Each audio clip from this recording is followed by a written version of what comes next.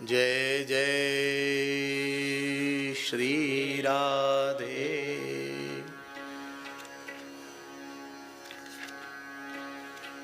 नमो धर्माय महते नमः कृष्णाय वेधसे ब्राह्मणेभ्यो नमस्कृत्य धर्मान् वक्ष्ये सनातनान्। ये श्रीमद् भागवत के 12वें स्कंध का 12वां अध्याय है। इसको सूची अध्याय कहते हैं। ऐसा गुरुजनों से सुना है कि इसके श्रद्धा पूर्वक श्रवण से जो पूरे सप्ताह कथा श्रवण नहीं कर सके हैं उन्हें संपूर्ण कथा श्रवण का लाभ मिल जाता है। और वैसे भी श्रीमद् भागवत सप्ताह की जो वर्तमान समय की जो विधा है उसमें तो ग्रंथ को कहने का अवसर ही नहीं मिलता है। शास्त्रीय मर्यादा तो श्रीमद् भागवत प्रवचन की इस प्रकार की है कि आहनिक कृत्य सूर्योदय से पूर्व ही वक्ता संपादित कर ले और सूर्योदय से सूर्यास्त तक कथा का वाचन हो, बीच में विश्राम हो। कितनी देर का? मध्याह्ने घटिका द्वयम, बीच में 2 घड़ी का विश्राम। 2 घड़ी माने 48 मिनट, पूरा 1 घंटा भी नहीं। सूर्योदय से सूर्यास्त तक कथा होनी चाहिए आचार्य जी। और बीच में विश्राम कितनी देर का होना चाहिए? 1 घड़ी का विश्राम, 2 घड़ी का। मध्याह्ने घटिका द्वयम माने 1 मुहूर्त का, अर्थात 48 मिनट का विश्राम बस। आप ऊपर विराज जाएं, वहाँ आसन है, त्रिदंडी स्वामी हैं, श्री दंडी स्वामी जी के बगल में विराज हैं। देखो बक्सर से पूज्य त्रिदंडी स्वामी जी भी कृपा करके पधारे हैं। हम लोग बड़े भाग्यशाली हैं। धन्य है बाबा का उत्सव। सब पूरे देश से कहाँ कहाँ से संत नहीं पधारे हैं। ये बड़ी कृपा है श्री ठाकुर जी की। विराज हैं।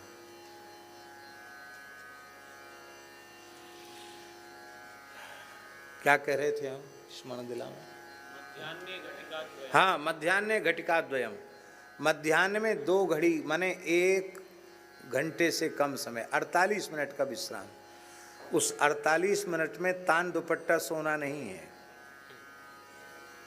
ऐसा नहीं कि 48 मिनट विश्राम है तो घूम फिर आओ। उस 48 मिनट में मृदंग ताल ललित कीर्तन होना चाहिए कथा भंग की निवृत्ति के लिए, क्योंकि मंत्रतस् तंत्रतस् छिद्रम देश कालार्ह वस्तुतः सर्वं करोति निश्छिद्रम नाम संकीर्तनम तब। तो भगवान नाम संकीर्तन मध्याह्न में 48 मिनट नाम संकीर्तन होना चाहिए। और उसके बाद फिर कथा, सूर्यास्त तक फिर कथा।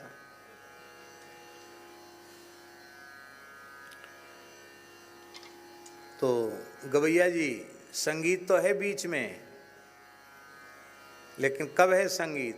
वो 48 मिनट में संगीत है, उसमें गा बजा लो, बाकी सीधी सीधी कथा है। और अब 3 घंटा भी भारी पड़ता है। वक्ताओं को भी भारी पड़ता, श्रोताओं को भी भारी पड़ता है। और पूज्य महाराज जी कहते थे, भक्तमाली जी कहते, बुंदेलखंड की परंपरा सबसे आगे है। कैसी? कोई बुरा नहीं माने बुंदेलखंड वाले, अब है कि नहीं पता नहीं। 7 दिन में जिस दिन पंडित जी पहुंच गए वो दिन गिन लिया जाता है। भले ही कलश स्थापन न हो, शोभा यात्रा भी न निकले, पर 7 दिन में ज्यादा दिन पंडित जी पहुंच गए वह दिन गिनती में आ जाएगा 7 दिना की। और जिस दिन जाएंगे लौट के वो दिन भी गिनती में आ जाएगा। बचे कितने दिन? 5 दिन।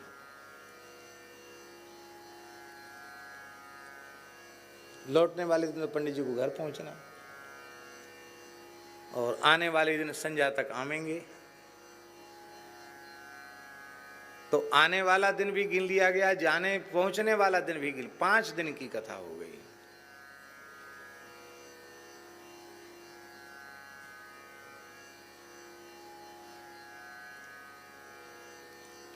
ये ठीक नहीं है।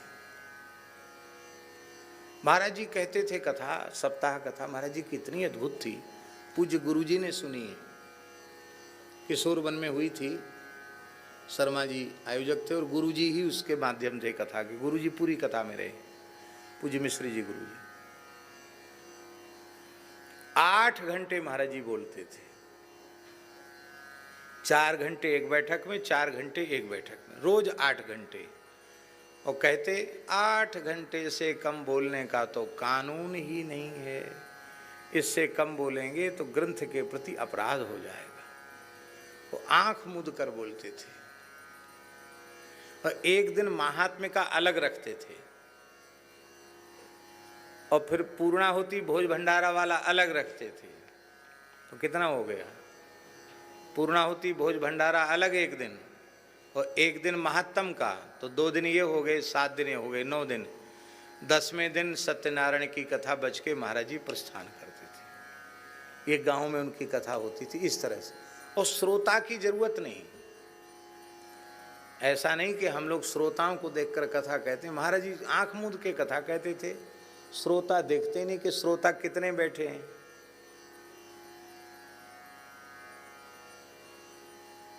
श्रोताओं पर दृष्टि नहीं रहती थी।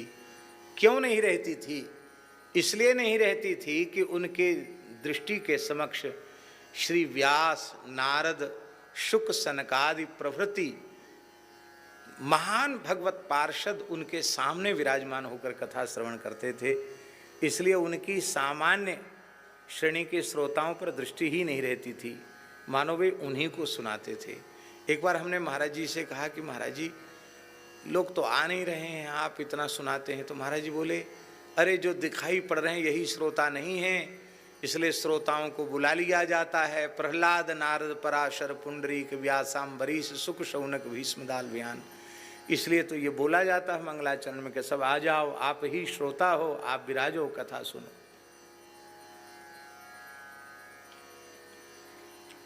तो ये कथा का स्वरूप है, कथा की मर्यादा है। अब धीरे धीरे उसमें बहुत कम समय होता चला जा रहा है, तो कोई बात नहीं, जितना है उतना ही, उतने में ही हम लोग अपनी वाणी को पवित्र करें, अपनी जिह्वा को पवित्र करें और अपनी वृत्ति को भगवान में लगावें। इसलिए सूची अध्याय वर्तमान की परिस्थिति में बहुत अच्छा है। पूरी कथा तो होती नहीं, तो कम से कम सूची अध्याय श्रद्धापूर्वक श्रवण कर लेने से भी लाभ हो जाता है। एतद्वः कथितं विप्राः विष्णोश्चरितमद्भुतं भवद्भिर्यदहं पृष्टो नराणां पुरुषोचितम्। सूत जी महाराज कह रहे हैं कि हे शौनकादि ऋषियों, जो भगवान का अद्भुत चरित्र है वह हमने तुम्हें सुनाया, और यह श्रवण करने के सर्वथा योग्य है। नराणाम पुरुषोचितम, वस्तुतः श्रवण के योग्य भगवान का चरित्र ही है। इस श्रीमद् भागवत महापुराण में सर्व पाप हारी भगवान श्री हरि का आदि से अंत तक संकीर्तन हुआ है। वह भगवान सर्वांतर्यामी रूप से सबके हृदय में विराजमान हैं, सबकी इंद्रियों के स्वामी हैं, और भगवान भक्तों के प्राणधन जीवन धन है। इस श्रीमद् भागवत महापुराण में परम रहस्य अत्यंत गोपनीय ब्रह्म तत्व का निरूपण हुआ है। उस ब्रह्म में ही इस जगत की उत्पत्ति, स्थिति और प्रलय की स्थिति है। इस पुराण में उस परम तत्व का अनुभवात्मक ज्ञान और उसकी प्राप्ति के साधनों का स्पष्ट निर्देश किया गया है। श्रीमद् भागवत के प्रथम स्कंध में भक्ति योग का भली भांति निरूपण किया गया, और भक्ति योग से उत्पन्न होने वाले ज्ञान और वैराग्य का भी वर्णन किया गया है, और उसे स्थिर रखने का साधन क्या है उस साधन का भी उपदेश किया गया है।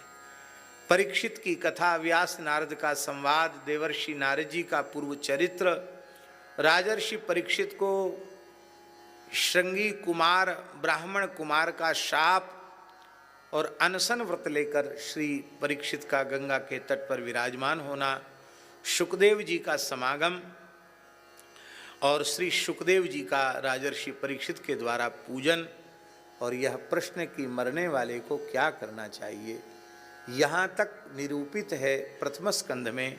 श्री वृंदावन बिहारी लाल की जय।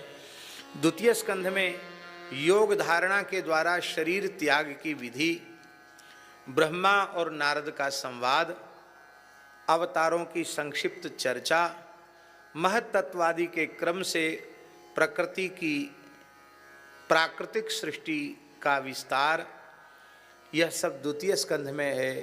श्री ब्रह्मा जी के द्वारा श्री नारद जी को भगवत प्रदत्त चतुश्लोकी भागवत का उपदेश भी इसी द्वितीय स्कंध में वर्णित है। तृतीय स्कंध में विदुरोद्धव संवाद क्षत्रि मैत्रेयोस्ततः, पहले श्री विदुर और उद्धव जी का संवाद और इसके बाद श्री मैत्रेय जी का संवाद, पुराण संहिता के संबंध में प्रश्न और प्रलय काल में परब्रह्म परमात्मा किस रूप में स्थित रहते हैं इसका वर्णन, गुणों के क्षोभ से प्राकृतिक सृष्टि, महत्त्व आदि 7 प्रकृति विकृतियों के द्वारा कैसे कार्य सृष्टि उत्पन्न होती है उसका वर्णन, ब्रह्मांड की उत्पत्ति, उसमें विराट पुरुष की स्थिति, स्थूल सूक्ष्म काल का स्वरूप, लोक पद्म की उत्पत्ति, प्रलय समुद्र से पृथ्वी का उद्धार करते समय यज्ञवाराह भगवान के द्वारा हिरण्याक्ष दैत्य का वध, देवता पशु पक्षी मनुष्यों की सृष्टि, रुद्रों की उत्पत्ति, भगवान के अर्धनारी स्वरूप का विवेचन, स्वयंभू मनु और शत्रुपा का मंगलमय चरित्र, श्री करदम जी का ब्रह्मा जी की छाया से जन्म, देवहूति के गर्भ से 9 कन्याओं का जन्म और क्रमशः उनका ऋषि पत्नियों के रूप में होना, मुनि पत्नियों का जन्म, भगवान कपिल का अवतार और कपिल भगवान और देवहूति माता का पवित्र संवाद जिसे कपिलोपाख्यान कहते हैं, ये तृतीय स्कंध का विषय है। श्री वृंदावन बिहारी लाल की। चौथे स्कंध में मरीचि आदि 9 प्रजापतियों की उत्पत्ति, दक्ष यज्ञ का विध्वंस, राजर्षि ध्रुव और पृथु का चरित्र, प्राचीन वरही और नारद जी के संवाद का वर्णन, ये चौथे स्कंध में है। बोलो भक्तवत्सल भगवान की जय। 5वें स्कंध में प्रियव्रत का उपाख्यान, नाभि ऋषभ भरत का चरित्र, द्वीप वर्ष समुद्र पर्वत नदियों का वर्णन, ज्योतिष चक्र का विस्तार, पाताल और नरकों की स्थिति का निरूपण, और ये 5वें स्कंध का विषय है। बोलो भक्तवत्सल भगवान की जय। 6ठे स्कंध में प्रचेताओं से दक्ष की उत्पत्ति, दक्ष पुत्रियों की संतान, देवता असुर मनुष्य पशु पर्वत पक्षियों का जन्म कर्म, वृत्तासुर की उत्पत्ति और वृत्तासुर की परम गति। श्री वृंदावन बिहारी लाल की। 7वें स्कंध में श्री भक्तराज महाभागवत परम भागवत श्री प्रहलाद जी महाराज का चरित्र गाया गया है। हिरण्यकशिपु हिरण्याक्ष का जन्म कर्म, दैत्य श्रोमणी महात्मा प्रहलाद जी के उत्कृष्ट चरित्र का निरूपण, वर्णाश्रम धर्म का निरूपण, ये 7वें स्कंध का विषय है। बोलो नृसिंह भगवान की जय। 8वें स्कंध में मनवंतरों की कथा, गजेंद्र मोक्ष का वर्णन, 14 मनवंतरों में होने वाले पृथक पृथक अवतारों का वर्णन, कूर्म मत्स्य वामन धन्वंतरी हयग्रीव आदि अवतारों का वर्णन किया गया है। अमृत प्राप्ति के लिए देवताओं का दैत्यों का मिलकर समुद्र मंथन करना और फिर देवासुर संग्राम, इन सब का वर्णन, और अंत में मत्स्यावतार की लीला पर विश्राम, ये 8वें स्कंध का विषय है। श्री वृंदावन बिहारी लाल की जय। 9वें स्कंध में राजवंशों का वर्णन है। इक्ष्वाकु के जन्म कर्म वंश विस्तार, महात्मा सुद्युम्न इला एवं तारा के उपाख्यान, सूर्यवंश का वृत्तांत, शशाद, नृग आदि राजाओं का वर्णन, सुकन्या का चरित्र, शर्याती, खट्वांग, मानधाता, सौभरी, सगर, बुद्धिमान, ककुत्स, और इसी ककुत्स वंश में भगवान कौशलेंद्र श्री राम का सर्व पापहारी चरित्र का वर्णन है। रामस्य कौशलेन्द्रस्य चरितं किल्बिषापहं निमेरंग परित्यागो जनकानांच संभवः। और इसी स्कंद में श्री निमि महाराज का चरित्र है, निमि का देह त्याग, जनकों की उत्पत्ति। इसी 9वें स्कंध में भृगुवंश शिरोमणि भगवान परशुराम जी का मंगलमय चरित्र है। कल परशुराम जी की जयंती भी है, कल नरनारायण भगवान की भी जयंती है और कल परशुराम जी की भी जयंती है। चंद्रवंशी नरपति पुरूरवा, ययाति, नहुष, दुष्यंत, नंद नंदन, भरत, शंतनु और उनके पुत्र भीष्म आदि की कथाएं हैं। 9वें स्कंध में इन सब का बड़ा सुंदर वर्णन है और सबके अंत में याति के बड़े पुत्र यदु के वंश का विस्तार पूर्वक वर्णन किया गया है। इसी यदुवंश में भगवान का मंगलमय अवतरण हुआ है। बोलो वृंदावन बिहारी लाल की जय। 10वें स्कंध में भगवान की इतनी लीलाएं हैं कि श्री सूत जी कहते हैं कि तस्य कर्माण्यपाराणि कीर्तितान्यसुरद्विषः पूतना सुपयः पानम शकटोच्चाटनम शिशो। इतनी लीलाएं हैं भगवान श्री कृष्ण की कि उनका पार नहीं पाया जा सकता है। अपार भगवान श्री कृष्ण की लीलाएं हैं। फिर भी कुछ लीलाओं का संकेत मात्र संक्षिप्त स्मरण 10वें स्कंध में किया गया है।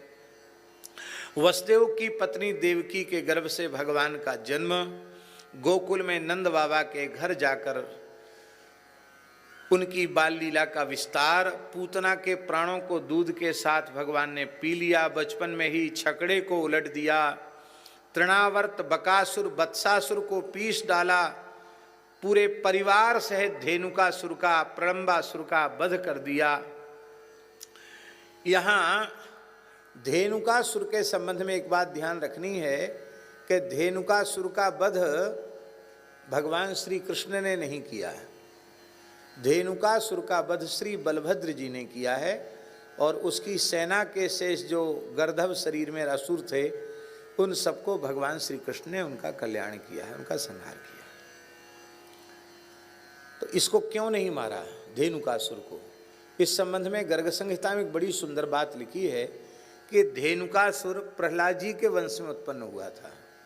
तो भगवान ने प्रहलाद जी की भक्ति पर प्रसन्न होकर वरदान दिया था कि प्रहलाद जी तुम्हारी भक्ति पर हम इतने प्रसन्न हैं कि हम वचन देते हैं कि तुम्हारे कुल में कोई भयंकर से भयंकर असुर दुष्ट पैदा हो जाएगा तो भी तुम्हारी भक्ति का स्मरण करके हम उसका वध नहीं करेंगे। ये बात ठाकुर जी के ध्यान में आ गई, इसलिए भगवान ने कहा दाऊ दादा ये तुम्हारा हिस्सा है, तुमने प्रतिज्ञा नहीं करी, हम तो प्रतिज्ञा कर रखी है। रुचिरम नवम नवम तदेव शश्वन् मनसो महोत्सवम तदेव शो। में श्रीमद् भागवत का पारायण करता है अथवा मथुरापुरी में श्रीमद् भागवत का मूल पारायण करता है अथवा द्वारिका में इस मूल ग्रंथ का पारायण करता है, वह संपूर्ण पापों से मुक्त हो जाता है। मथुरा का अर्थ मथुरा तो है ही, मथुरा का अर्थ है संपूर्ण ब्रजमंडल। ब्रजमंडल में श्रीमद् भागवत के पारायण की बड़ी महिमा है। पुष्करे मथुरायांच द्वारवत्याम यतात्मवान उपोष्य संहिताम एताम पठित्वा मुच्यते भयात। संपूर्ण भयों से वह मुक्त हो जाता है। अंतिम में श्री सुखदेव जी को प्रणाम करके सूत जी ने प्रणाम किया है। स्वसुख निवृत्त चेता तद्व्युदस्तान्य भावो त्यजित रुचिर लीला पृष्ठसारस्तदीयं व्यतनुत कृपया यस्तत्त्वदीपं पुराणं तमखिल ब्रजनघनं व्याससूनुं नतोऽस्मि तमखिल ब्रजनघनं व्याससूनुं नतोऽस्मि यं ब्रह्मा वरुणेन्द्र रुद्रमरुतः स्तुन्वन्ति दिव्यैस्तवैः वेदैः साङ्गपदक्रमोपनिषदैः गायन्ति यं सामगाः ध्यानावस्थिततद्गतेन मनसा पश्यन्ति यं योगिनो यस्यान्तं न विदुःसुरासुरगणा देवाय तस्मै नमः पृष्ठे भ्राम्यदमन्दमन्दरगिरिग्रावाग्रकण्डूयनान् निद्रालोः कमठाकृतेर्भगवतः श्वासानिलाः पान्तु वः निद्रालोः कमठाकृतेर्भगवतः श्वासानिलाः पान्तु वः निद्रालोः कमठाकृतेर्भगवतः श्वासानिलाः पान्तु वः यत्संस्कारकलानुवर्तनवशाद्वेलानिभेनाम्बसां यातायातमतन्द्रितं जलनिधेर्नाद्यापि विश्राम्यति श्रीमद्भागवतं पुराणममलं यद्वैष्णवानां प्रियं यस्मिन् पारमहंसमेकममलं ज्ञानं परं गीयते तत्र ज्ञानविरागभक्तिसहितं नैष्कर्म्यमाविष्कृतं तच्छृण्वन् विपठन् विचारणपरो भक्त्या विमुच्ये नरः। अंतिम मंगलाचरण। कस्मै येन विभासितोऽयमतुलो ज्ञानप्रदीपः पुरा तद्रूपेण च नारदाय मुनये कृष्णाय तद्रूपिणा योगीन्द्राय तदात्मनाथ भगवद्राताय तच्छुद्धं विमलं विशोकममृतं सत्यं परं धीमहि तच्छुद्धं विमलं विशोकममृतं सत्यं परम धीमहि। ये जो अंतिम मंगलाचरण है इसका वैशिष्ट्य है कि यहाँ श्री कृष्ण के साथ श्रीमद् भागवत का अभेद सिद्ध किया गया है। जो श्री कृष्ण है वही श्रीमद् भागवत है और जो श्रीमद् भागवत है वही श्री कृष्ण है, इस प्रकार की बात कही गई। और एक विशेष बात इसमें कही गई कि श्रीमद् भागवत की जो परंपरा है, इस परंपरा में आदि से अंत तक भगवान ही हैं, कोई जीव नहीं। आदि से अंत तक भगवान, ये दो बातें बड़ी विशेष है।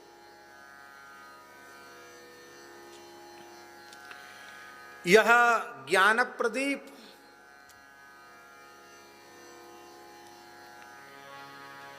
सर्वप्रथम भगवान श्री नारायण ने ब्रह्मा जी को प्रदान किया।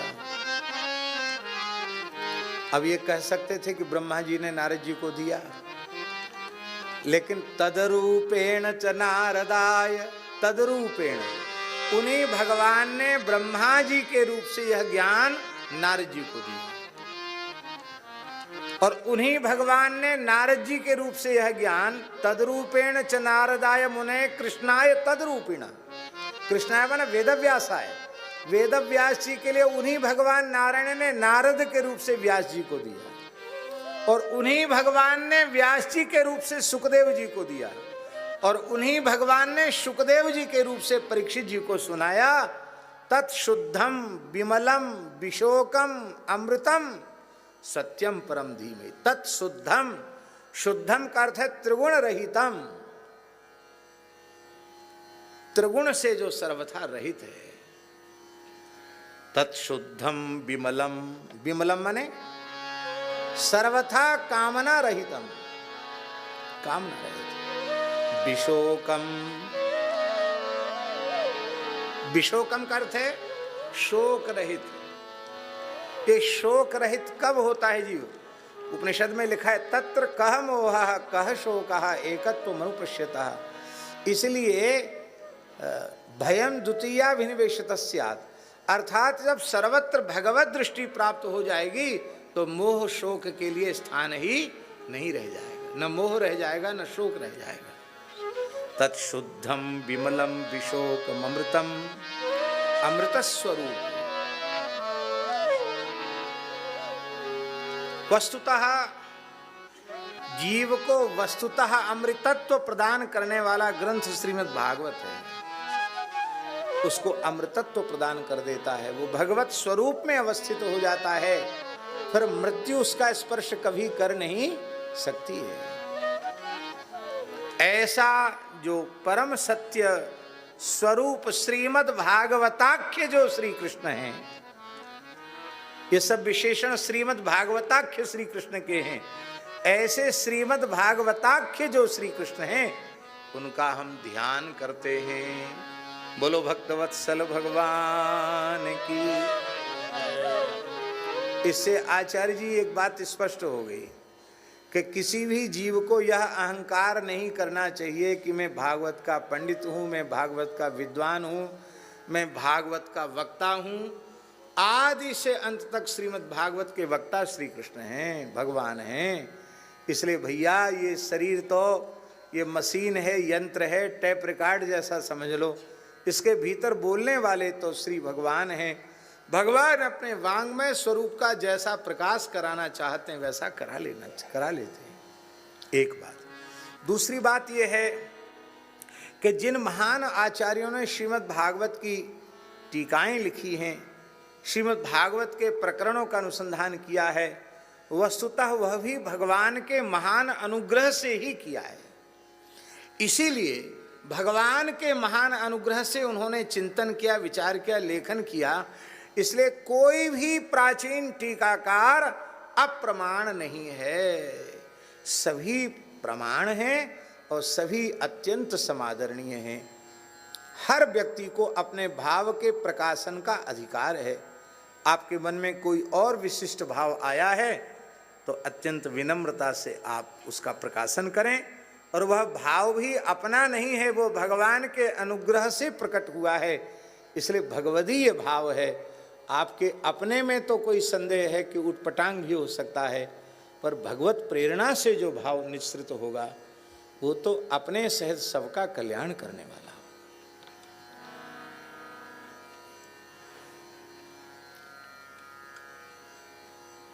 भक्त्या भागवतम विद्यात विद्यया न च टीकया। इसका तात्पर्य यह नहीं कि विद्यावान नहीं होना चाहिए या टीका का बोध नहीं होना चाहिए, इसका अर्थ ये नहीं है। इसका अर्थ यह है कि विद्या होगी और टीकाओं का ज्ञान होगा, किंतु भगवान में निष्काम प्रेम नहीं होगा तो आपकी लच्छेदार भाषा से भी भागवत का रहस्य प्रकट नहीं हो पाएगा। किंतु आपके हृदय में विशुद्ध भगवत प्रीति होगी तो आपकी वाणी से जो निकलेगा वो भागवत हो जाएगा। परम पूज्य श्री ब्रजबिहारी दास जी महाराज विराजमान हैं। बहुत लंबे समय तक पूज्य पंडित जी महाराज की चरण सन्निधि आपने प्राप्त की है। पंडित श्री जगन्नाथ प्रसाद भक्तमाली जी 3 आवृत्ति लगाए, कितनी आवृत्ति लगाए हैं? हाँ, जब तक रहे लगातार पढ़ते ही रहे, इनकी कभी भक्तमाल पूरी नहीं हुई। लंबे समय तक पंडित जी से भक्तमाल पढ़ते रहे। और पंडित जी महाराज भक्तमाल की कथा कहते या भागवत की कथा कहते, एकदम सीधी सादी कहते, उसमें कोई चटक मटक तोड़ मरोड़ भावों का कुछ नहीं, सीधे सीधे। और बीच बीच में बोल वृंदावन विहार, बोल वृंदावन, बोल वृंदावन, इतना कहते ही उनका कंठ भर आता था, नेत्र भर आते थे। और उनके उस वृंदावन बिहारी लाल पूरी नहीं बोल पाते और उतने में ही श्रोताओं को रोमांच हो जाता था, श्रोताओं के अश्रुपात होने लग जाते थे। उसका पंडित जी महाराज विद्वान भी थे, संस्कृतज्ञ थे, विद्वान थे, लेकिन उनकी वाणी से जो कुछ प्रकट होता वह इसलिए वह उत्तम कोटि का होता था क्योंकि वो भाव में, रस में डूब करके बोलते थे। आप सोचिए, विचार कीजिए, गुरु जी करपात्री जी महाराज धर्मसंघ विद्यालय में रुकते और उनका प्रवचन होता, कितने लोग करपात्री जी महाराज का प्रवचन सुनने जाते। और पूज्य करपात्री जी महाराज अपने कृत्य से छुट्टी प्राप्त करके, आहनिक से निवृत्त हो करके और ताड़वाली कुंज आ जाते करपात्री जी महाराज। रात्रि को 9 बजे 10 बजे करपात्री जी महाराज बिना किसी को बताए गाड़ी में बैठे और वहां से आ गए यहाँ। पंडित जी बहुत आदर करते, तो कहते नहीं नहीं ये सब आदर वादर के लिए नहीं है, भक्तमाल की कोई कथा सुनाओ। तो उस समय पंडित जी के मन में जिस भक्त का, संत का चिंतन चलता रहता, उस भक्त का सीधे ही बिना कोई मंगलाचरण और कीर्तन और भूमिका बनावे और ये कहें कि आप बहुत अच्छे पधारे, आपने बड़ी, ये सब कोई आवश्यकता नहीं। बस उन्होंने कहा सुनाओ, पंडित जी सुनाने लग जाते, करपात्री जी महाराज सुनने लग जाते। पंडित जी के तो अश्रुपात होता ही रहता, करपात्री जी महाराज के भी अश्रुपात होता रहता। कारण क्या था? क्या ज्ञान की दृष्टि से, वैदुष्य की दृष्टि से देखा जाए तो क्या करपात्री जी की कोटि का कोई दूसरा था? लेकिन स्वामी जी यह अनुभव करते थे कि यह एक परम भागवत, महाभागवत, भगवत प्रेम समुद्र में डूबे हुए महापुरुष हैं। ऐसे महापुरुष की वाणी से ही कुछ सुनना चाहिए। यह रहस्य पूज्य स्वामी जी जानते थे, इसलिए वे श्रवण करने आते थे। आप सोचो, कथा डोंगरी जी की वृंदावन में चल रही थी और पंडित जी के यहां पहुंच गए डोंगरी जी। समय मिलता पंडित जी के यहाँ पहुंच जाते और जो कुछ पंडित जी कहते हो तो उसको सुन लेते हैं, प्रसन्न होते हैं। पंडित जी कहते अरे भैया देखो हम लोग कितने भाग, आज साक्षात सुखदेव जी आ गए। नहीं नहीं आप प्रशंसा मत करो, आप तो कथा सुनाओ। श्री उड़िया बाबा जी विराजमान थे और पूज्य स्वामी श्री अखंडानंद सरस्वती जी महाराज सभा का संचालन कर रहे थे। विद्वत गोष्ठी हो रही थी और उड़िया बाबा ने बहुत आग्रह किया कि पंडित जी को जरूर आना चाहिए, पंडित श्री जगन्नाथ प्रसाद भक्तमाली जी को। और पंडित जी किसी विद्वत गोष्ठी में नहीं जाते थे, किसी सार्वजनिक मंच पर भी नहीं जाते थे। या तो अपने यहाँ भक्तमाल पढ़ाते या कहीं भागवत जी की कथा होती तो कथा कहते। ऐसे किसी सम्मेलन में मंच पर पंडित जी नहीं जाते थे। पर बार बार उड़िया बाबा का आग्रह हुआ तो पहुँच गए।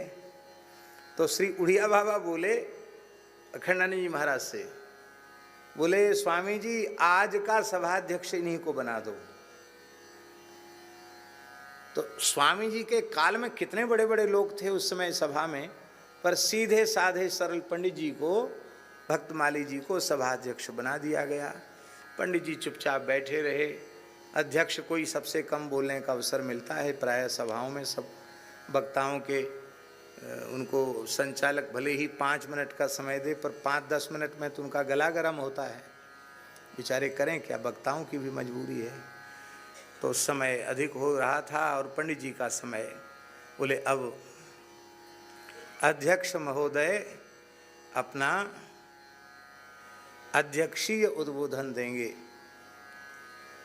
तो मर्यादा ये है कि अध्यक्ष जो है वो आदि से अंत तक सबका साक्षी बनकर के श्रवण करता है, इसलिए उसको पूरे विषय को लेना पड़ता है। किसने क्या कहा संक्षिप्त में सब कुछ कहना भी होता है, और किसी ने असंबद्ध कहा हो, अशास्त्रीय कहा हो तो उसका निराकरण भी करना उसको होता है। ये अध्यक्ष का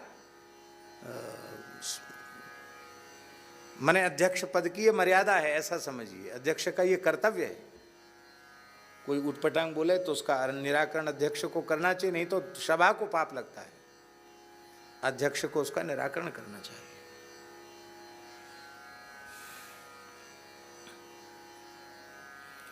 पंडित जी महाराज विराजे थे तो लोग थोड़े परेशान भी थे।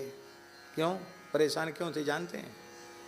कि पंडित जी तो आंख बंद करके कथा कहते हैं और भक्तमाल की कथा में तो कथा में से कथा निकल आती है। एक संत का चरित्र कह रहे हैं, उस संत के दूसरे का स्मरण आ गया तो उसी में दूसरे की घटना भी आ गई।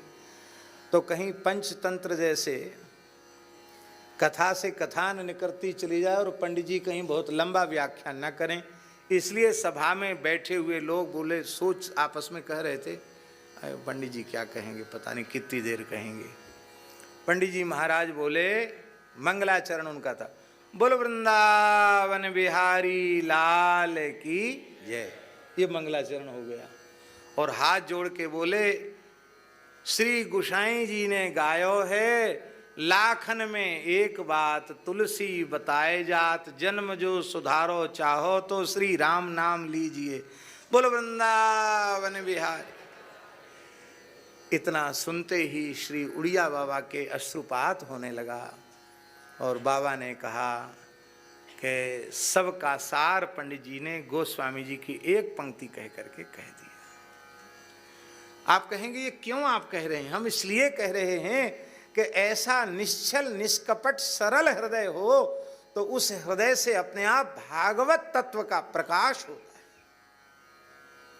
उसकी वाणी में प्रभाव होता है। इसलिए पंडित जी की वाणी सुनकर कितने लोग संसार से छूट गए, कितने लोग ब्रजवासी हो गए, कितने लोग भजन में लग गए, गिनती उपलब्ध नहीं है। इसलिए भगवान के चरणों में प्रेम होता है। इसलिए कभी यह अहंकार न करे कि मैं बहुत बड़ा पंडित हूं, मैं बहुत बड़ा वक्ता हूं, ये अहंकार न करे। ऐसा भाव दास की समझ में आता है। नमस्तस्मै भगवते वासुदेवाय साक्षिणे, य इदं कृपया कस्मै व्याचचक्षे मुमुक्षवे, योगीन्द्राय नमस्तस्मै शुकाय ब्रह्मरूपिणे, संसार सर्पदष्टं यो विष्णुरात्ममोचत्, भवे भवे यथा भक्ति पादयोस्तव जायते, तथा कुरुष्व देवेश नाथस्त्वं नो यतः प्रभो। अंतिम श्लोक, नाम संकीर्तनम यस्य सर्व पाप प्रणाशनम, प्रणामो दुख शमनस्तं नमामि हरिं परम। त्वदीयं वस्तु गोविंद तुभ्यमेव समर्पये, तेन त्वदंघ्रि कमले रतिं मे यच्छ शाश्वतीम्। यस्य स्मृत्या च नामोक्त्या तपो यज्ञक्रियादिषु न्यूनं संपूर्णतां याति सद्यो वन्दे तमच्युतम्। मंत्रतस्तंत्रतश्छिद्रं देशकालारः वस्तुतः सर्वं करोतु निश्छिद्रं नाम संकीर्तनं तव। यदक्षरं पदभ्रष्टं मात्राहीनं च यद्भवेत् तत्सर्वं क्षम्यतां देव प्रसीद परमेश्वर। सकृत एव प्रपन्नाय तवास्मीति च याचते, अभयं सर्वभूतेभ्यो ददामि तद्व्रतं मम। पापानां वा शुभानां वा वधारहाणां प्लवंगम, कार्यं कारुण्यमार्येण न कश्चिन्नापराध्यति। सर्वधर्मान् परित्यज्य मामेकं शरणं व्रज, अहं त्वा सर्वपापेभ्यो मोक्षयिष्यामि मा शुचः। श्री हरये नमः, श्री हरये नमः, श्री हरये नमः, श्री हरये, श्री हरये नमः, श्री हरये नमः। तो उस ब्याहुले की समाज का भी, ब्याहुले के उत्सव का भी दर्शन करना है तो केवल गोपी गीत का पाठ करके और एक हित महाप्रभु जी की एक रास की वाणी का स्मरण करके बाबा को रास में प्रतिष्ठित करके हम इस प्रवचन को संपन्न करेंगे। श्री हरे नमः। भगवान पिता रात्रि शरदोत्फुल्ल मल्लिका वीक्षरन्तुं मनश्चक्रे योगमायामुपाश्रितः।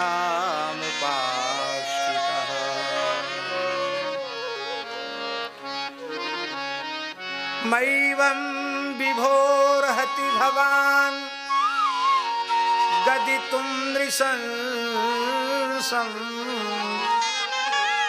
संत्यज्य सर्वविषयास्तव पादमूलम् भक्ता भजस्व दुर्वग्रहमात्यजास्मान् देवो यथादि पुरुषो भजते मुमुक्षुम् इति विक्लवितं तासां श्रुत्वा योगेश्वरेश्वरः प्रहस्य सदयं गोपी रात्मा रामोप्यरीरम। संपूर्ण रास पंचाध्यायी श्री राधा रानी के उत्कर्ष का वर्णन करने के प्रयोजन से कही गई। श्री राधा रानी को सर्वोपरि रूप में प्रतिष्ठित करने के लिए ही श्री सुखदेव जी महाराज ने रास पंचाध्यायी का निरूपण किया। क्या करें, समय नहीं। हम सोच रहे थे उनको बढ़िया से कहेंगे, लेकिन अब समय नहीं। अब देखिए, ब्रज कुमारिकाओं ने कात्यायनी व्रत किया। हेमंते प्रथमे मासी नंद ब्रज कुमारिका चेरुर हविष्यम भुंजाना कात्यायन्यर्चनम व्रतम। हेमंते प्रथमे मासी का अर्थ है मार्गशीर्ष मास में, अगहन महीना में पूरा 1 महीने व्रत किया। और व्रत की परिसमाप्ति पर, पूर्णता पर भगवान ने वस्त्र हरण, चीर हरण लीला भी की और उनके मनोरथ की पूर्ति का वर भी उन्हें प्रदान किया। सीधे शब्दों में कहें तो अगहन पूर्णिमा को ठाकुर जी ने ये आश्वासन दिया कि हम तुम्हारे साथ महारास करेंगे। उसी दिन पूर्णिमा थी, उसी दिन महारास कर लेते, क्या घाटा था भगवान का। लेकिन अगहन बीता, पौष व्यतीत हुआ, माघ व्यतीत हो गया, फाल्गुन व्यतीत हो गया, चैत्र, वैशाख, ज्येष्ठ, आषाढ़, श्रावण, भादो, फिर कुआर। 10 महीने की प्रतीक्षा का अवसर भगवान ने दिया। कितने महीने की प्रतीक्षा का अवसर? 10 महीने तक उन्होंने प्रतीक्षा की। अब उनको कैसा, वो 10 महीने की प्रतीक्षा कैसी होगी उनकी, अनिर्वचनीय है।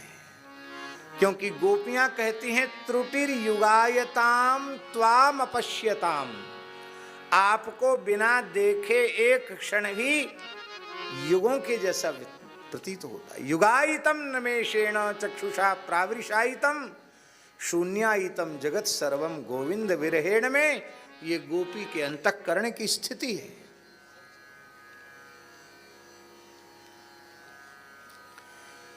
इतने समय तक उनके प्रेम को परिपक्व होने का अवसर भगवान ने दिया।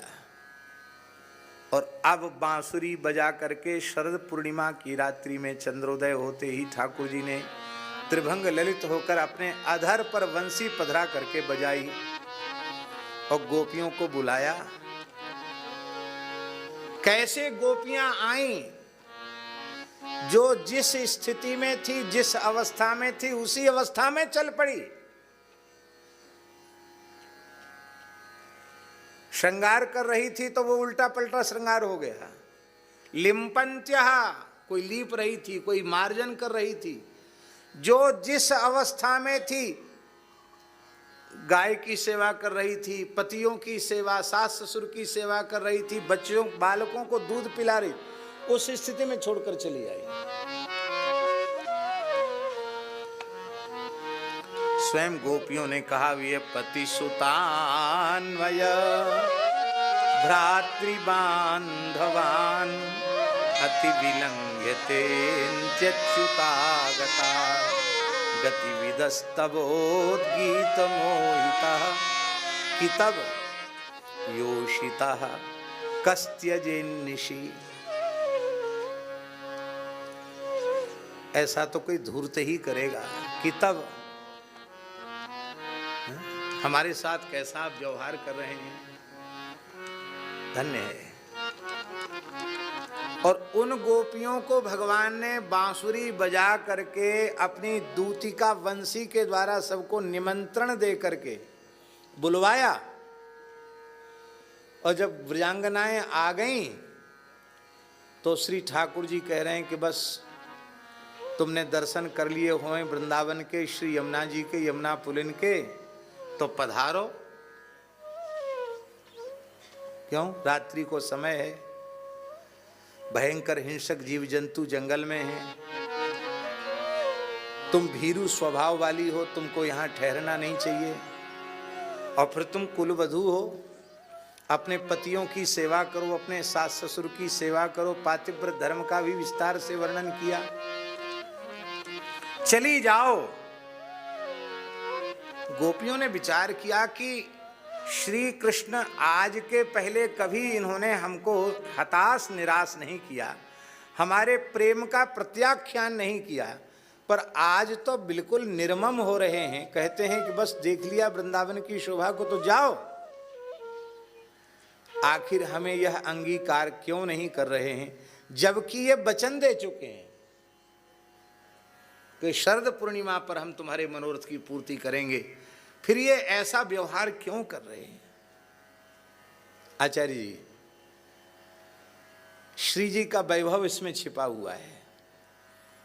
गोपियों की समझ में आ गया, जिन रसेश्वरी, रासेश्वरी, वृंदावनेश्वरी, कृष्ण प्राण वल्लभा श्री राधा रानी के आनुगत्य की महिमा से हमें इस विलक्षण रस की प्राप्ति हुई है, उन श्री जी को हम भुलाकर चली आई। इसलिए पहले भी श्री कृष्ण की प्राप्ति श्री जी की कृपा से हो रही थी, और आज भी प्राप्ति होगी तो राधा रानी की कृपा से ही होगी। ये अपनी स्वामिनी जी को पीठ करके हम चली आई हैं, इसलिए ठाकुर जी, और कोई दोस्तों हमारी समझ में आ नहीं रहा है, इसलिए कहते हैं कि चली जाओ।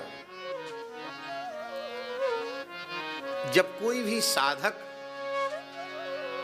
ईमानदारी से आत्मनिरीक्षण करता है तो उसको अपनी भूल समझ में आ जाती है। गोपियों को समझ में आ गई अपनी भूल।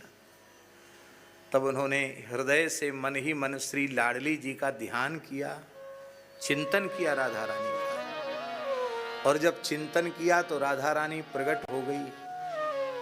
आप लोग कहेंगे ये तो भागवत में लिखा ही नहीं, पता नहीं आप कहाँ कहाँ से बोलते चले जा रहे हो। भागवत में कहाँ लिखा है कि राधा रानी प्रकट हो गई? आप लोग रास दर्शन करते हैं कि नहीं? हम लोग गए थे वृंदावन की, तो वृंदावन की तो उपासना ही रास की है। प्राण धन रास, प्राण धन रास, रास प्राण धन है, प्राणों से भी प्रिय है रास। रास की ही यहां उपासना है। तो हम लोग रास में दर्शन करते हैं कि सखी प्रार्थना करती हैं, विनती करती हैं रास की, तो उस समय श्री किशोरी जी क्या कहती हैं?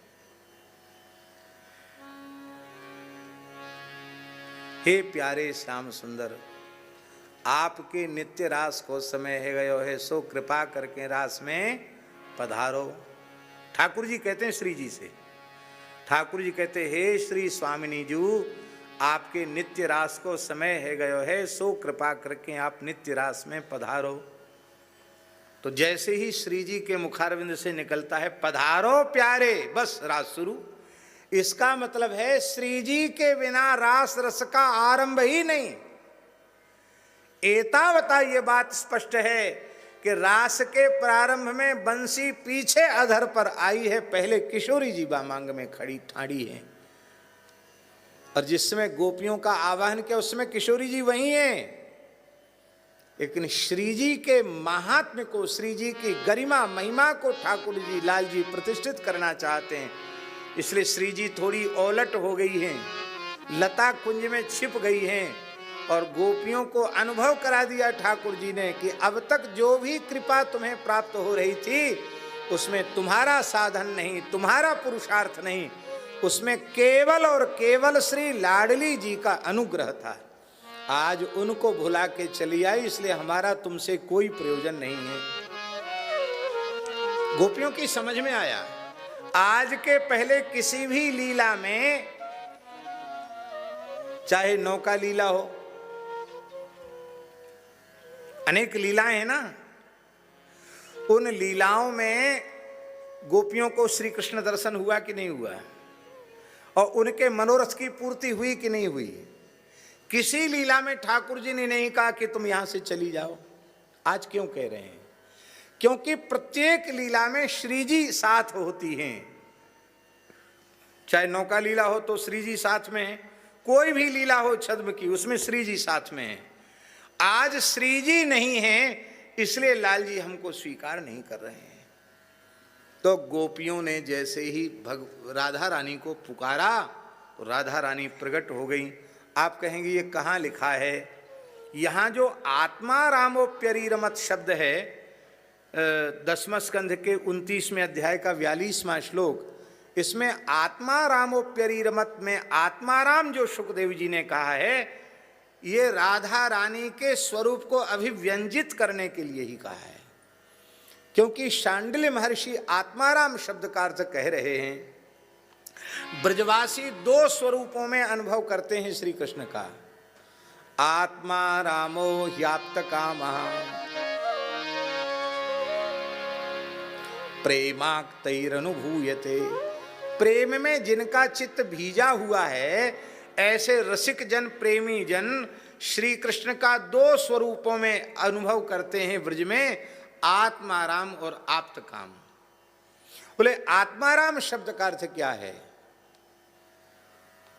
कई बार रसिक लोग तो घबरा जाएंगे कि आत्माराम कहाँ यहां से आ गया रासपंचाध्यायी के प्रकरण में, पर इतना रसमय अर्थ किया है शांडिल्य महर्षि ने आत्माराम शब्द का।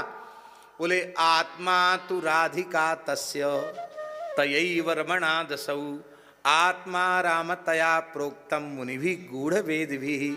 आत्मा श्री राधा रानी है और उन आत्मा में रमण करने के कारण श्री कृष्ण आत्माराम। और आप्तकाम क्यों है? तो आप्तकाम शब्द का अर्थ भी बताए, कामास्तु वांछिता तस्य गावो गोपाश्च गोपिका नित्याः सर्वे विहाराद्याः आप्तकामस्ततस्त्वयम्। भगवान के अभिलषित क्या है, भगवान का अभीष्ट क्या है, भगवान की इच्छा क्या है? भगवान की पहली इच्छा है कि मैं गो सेवा करूं, गो उपासना करूं, गोचारण करूं। वो वहां पूरी नहीं हो सकती, उसको तो ब्रज में आए के पूरी होगी। गैया चराई की इच्छा तो ब्रज में आए के पूरी होगी कि नहीं? और ग्वाल वालों के संग हम खेलें, ये इच्छा भी वहां पूरी नहीं हो सकती, ये भी ब्रज में ही पूरी होगी। और गोपियों के संग हम महारास करें, ये इच्छा भी ब्रज में ही पूरी होगी। तो गावो गोपाश्च गोपिकाः, और जितनी लीलाएं हैं नित्याः सर्वे विहाराद्याः, नित्य विहार हैं, सारी लीलाएं नित्य हैं। जो जिस रस का उपासक है उस रस के उपासक के लिए भगवान का वह स्वरूप भी नित्य है और वह लीला भी नित्य है। हमारे वृंदावन रस के रसिक महान रसिकाचार्य श्री स्वामी बिहरन देव जी महाराज कहते हैं, हमरे नित्य किशोर अजन्मा बिहरत एक प्राण द्वय तनमा, इनके मल मैथुन कछु नाही, दिव्य देह बिहरत बनमाई। नित्य किशोर है।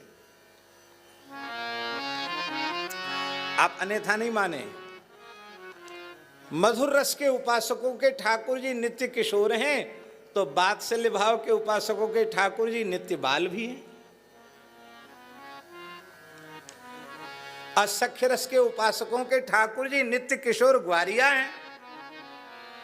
इसलिए नित्याः सर्वे विहाराद्याः आप्त कामस्ततस्त्वयं, भगवान की सभी लीलाएं नित्य हैं और भगवान की इन लीला करने की जो अभिलाषा है, इच्छा है, वो ब्रज में आकर पूरी होती है। इसलिए ब्रज में ठाकुर जी आप्त काम है। तो आत्मा रामोप्यरीरमत, यहां आत्माराम शब्द का उच्चारण किया गया। इस रास के प्रकरण में पठित आत्मा शब्द का अर्थ राधा ही है, क्योंकि प्रकरण के अनुसार शब्द का अर्थ किया जाता है। शब्द के अर्थबोध में प्रकरण को भी प्रमाण माना गया है। जैसे भोजन के प्रकरण में सैंधव शब्द का अर्थ नमक होता है और यात्रा के प्रकरण में सैंधव शब्द का अर्थ अश्व होता है, ऐसे ही परम रसमयी रास पंचाध्यायी के प्रकरण में आत्मा शब्द का अर्थ यहाँ श्री राधा ही है। तो आत्मा राम, आत्मा राम से श्री राधा रमणलाल, श्री राधा वल्लभलाल वो प्रकट हो गए, राधा रानी प्रकट हो गई।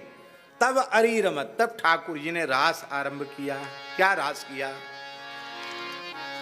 बाहु प्रसार परिरंभ कराल कोरु नीवी स्तना लभन नर्म नखाग्रपातैः श्वेल्यावलोक हसितैर्व्रज सुंदरीणामुत्तम भयन् रतिपतिं रमयांचकार, उत्तम भयन् रतिपतिं रमयांचकार।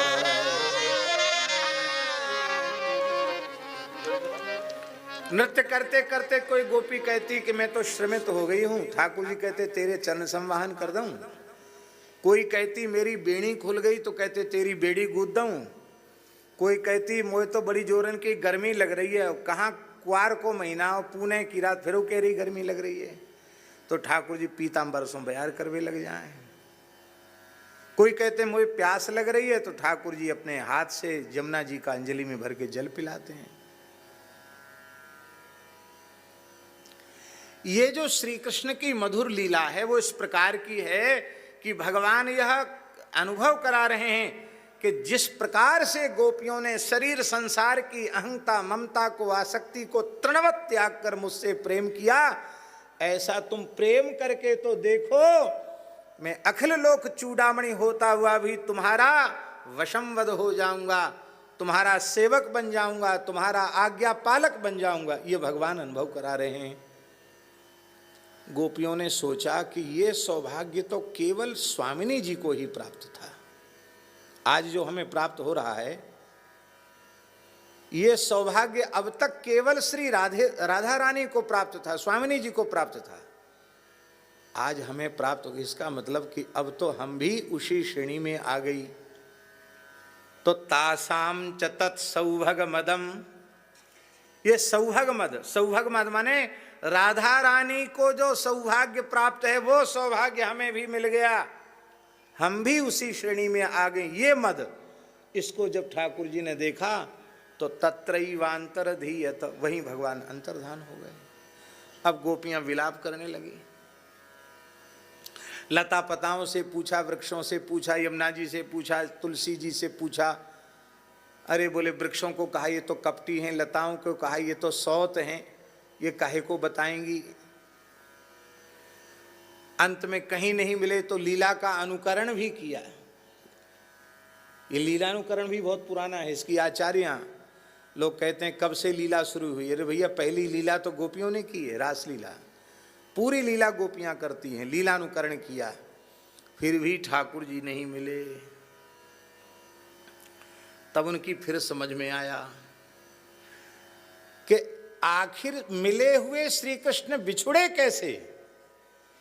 तो बिछुड़े केवल इसलिए कि जिन स्वामिनी जी की कृपा से हमको ये सौभाग्य रास का प्राप्त हो रहा था, उन स्वामिनी जी के सौभाग्य की समता हमने कर ली। अपने आप में हमने ये स्वीकार कर लिया कि अब तो हम उनकी बराबरी पर आ गई। यही एक अपराध हुआ। स्वामिनी तो सदा स्वामिनी हैं, हम तो उनकी सखी सहचरी किंकरी दासी ही हैं, और ये इसी रूप में रहना हमारा स्वरूप है। ये बात उनकी समझ में आ गया और अब वे मन ही मन श्री राधा रानी को पुकारने लगी, ये श्यामाजू आप कृपा करो, क्या करें, हम तो दोषों के खजाना हैं, भंडार हैं दोषों का। जीव तो दोष करता ही, अपराध पर अपराध करता चला जाता, पर हम आपकी शरणागता हैं। हे स्वामिनी जी, मुँह पे आज ढरो, श्यामाजू मुँह पे आज ढरो, मेरे ऊपर कृपा करो। जैसे ही कहा कृपा करो तो श्री जी के चरण चिन्हों का दर्शन हो गया, लाल जी के चरण चिन्हों का दर्शन हो गया, और उस चरण रज को गोपियों ने अपने श्रीमंत पर धारण किया तो और निकटता ठाकुर जी की प्राप्त हो गई। अब एक प्रश्न आप कर सकते हैं कि अब ठाकुर जी राधा रानी के निकट से क्यों अंतर्धान हो गए? क्योंकि ठाकुर जी कह रहे थे और आगे कुंज में चलो, न पा रहे हम चलितुम नयमाम यत्र ते मनः, मैं अब बिल्कुल भी नहीं चल सकती, आपको ले चलना है तो आप स्वयं ही अंक में लेकर हमको वहां तक चलिए, मैं अब एक पग भी नहीं चल सकती। तो ठाकुर जी ने कहा ठीक है, स्कंधे आरुह्यताम इति, मेरे कंधे पर विराजमान हो जाओ। और जैसे ही श्री किशोरी जी ने अपना चरण उठाया है कंधे पर बैठने के लिए कि भगवान वहीं अंतर्धान हो गए। तो सा बधू रन्व तप्यत, यहां रसिक माधवदास जी, सा बधू, सा भी एक वचन है और बधू भी एक वचन है। आप लोग सब समझते हैं बधू किसको कहते हैं? विधिवत पाणि गृहीता को ही बधू कहते हैं।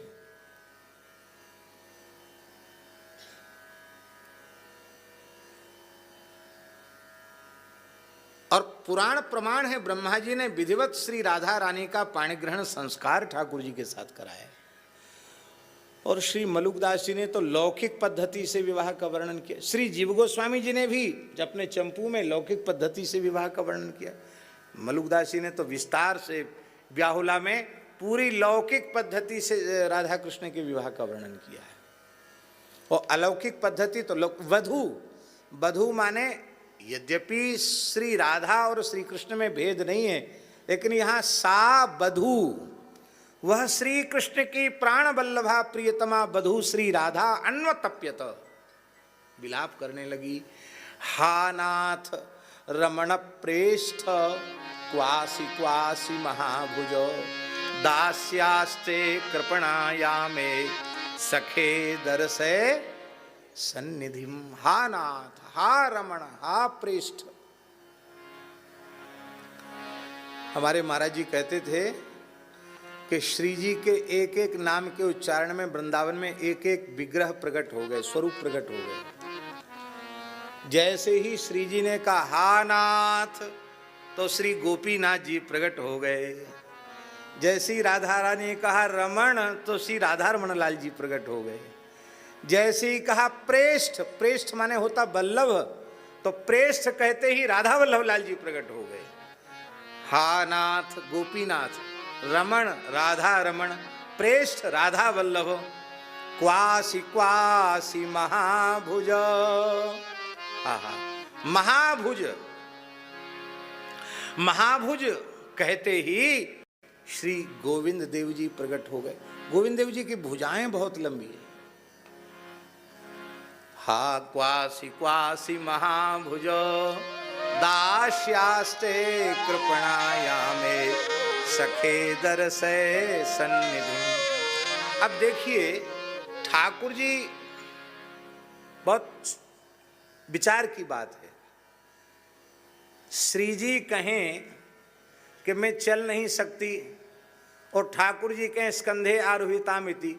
अरे श्री जी को अंक में भरने के लिए कितने ठनगन करते हैं, कितने भेष बदलते हैं, कितने छदम करते हैं, और यहाँ स्वयं स्वामिनी जी कृपा कर रही हैं और लाल जी अवसर चूक जाए, ये कैसे संभव है? क्या इसके पहले कभी अंक में नहीं उठाया? बोलिए। ब्रज की तो मधुर लीलाएं भरी पड़ी हैं इस प्रकार की, पर यहां गोपियों को यह अनुभव कराना है कि तुम भी हमारी परम प्रेमिनी भक्ता हो, पर तुम्हारे बीच से हम अंतर्धान हुए तो तुमने लता पताओं से भी पूछा, तुमने लीला का अनुकरण भी किया और तुम पश्चाताप भी कर रही हो, और मैं श्री जी के निकट से भी अदृश्य हुआ, तो तुम अपना प्रेम देखो और इनका प्रेम देखो, इनका महाभाव देखो। एक क्षण हम ओट हुए कि कटी हुई कदली की भांति ये गिर गई।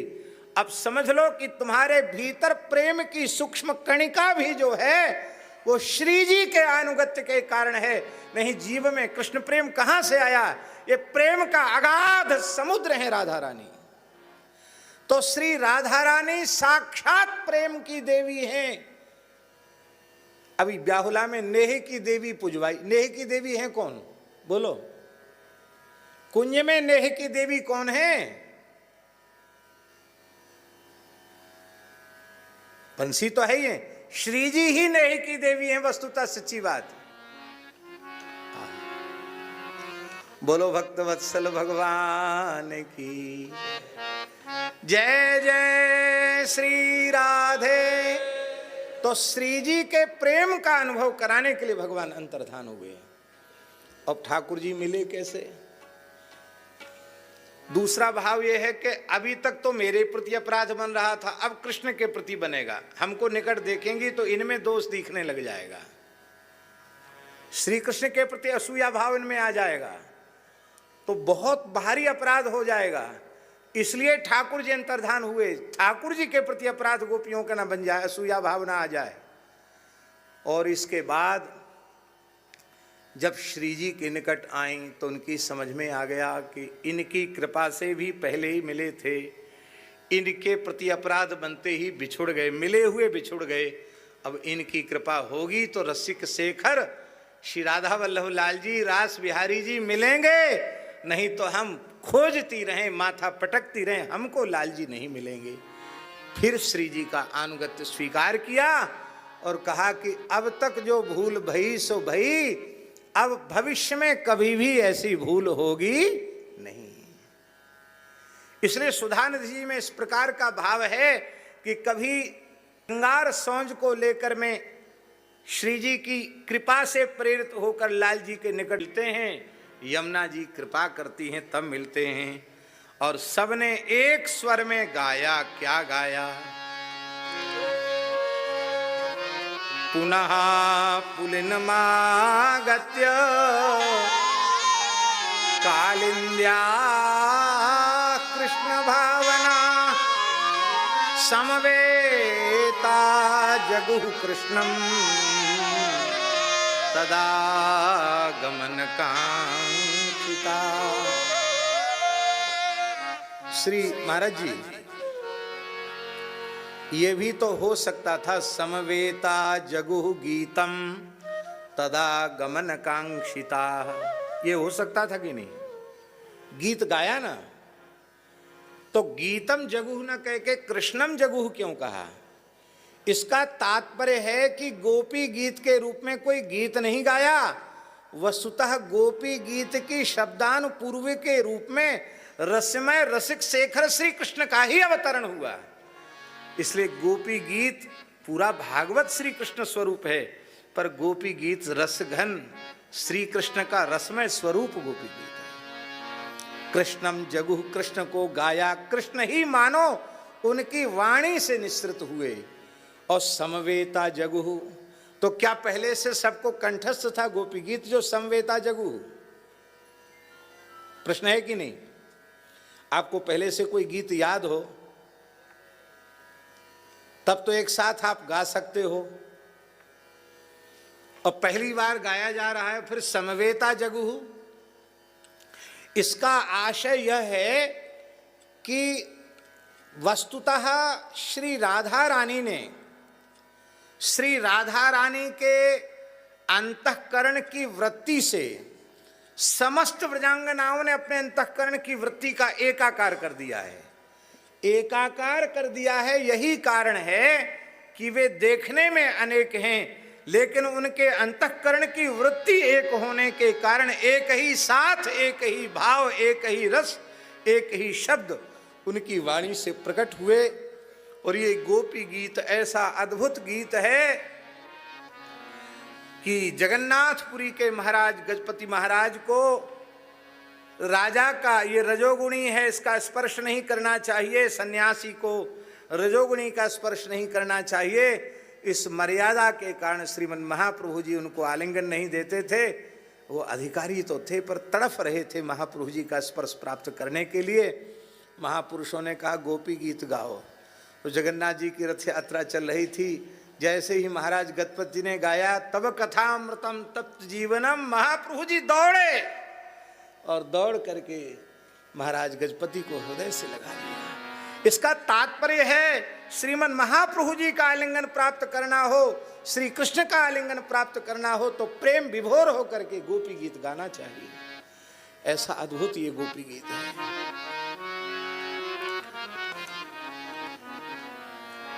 जयति तेधिकं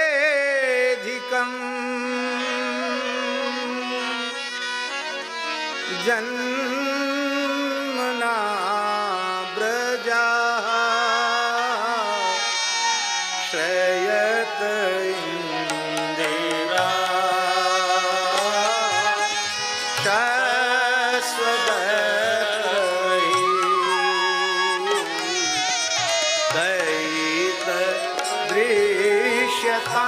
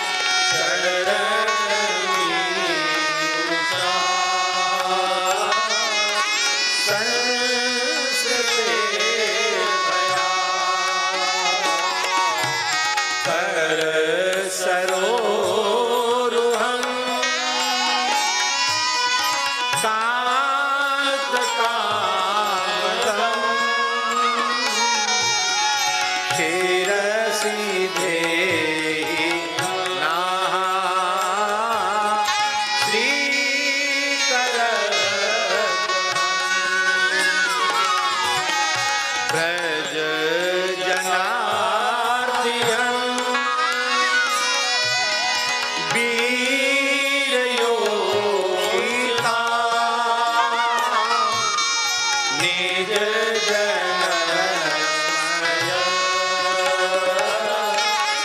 भंसन भज सखे भगवत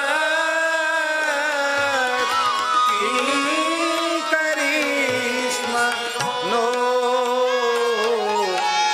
जल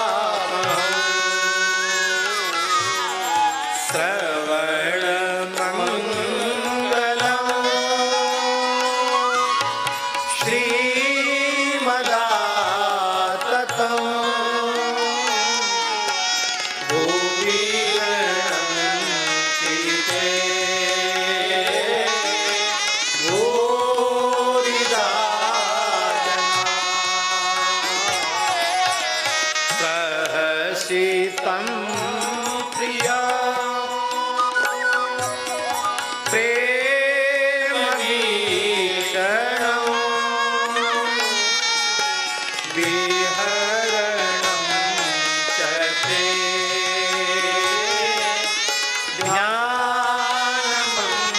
ध्यानमङ्गलं रहसि संविदो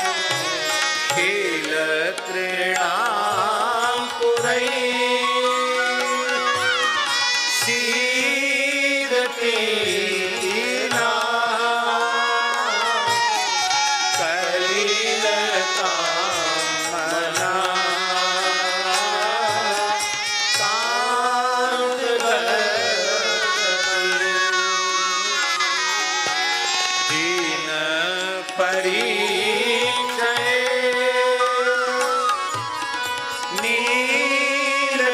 नीलकुन्तलै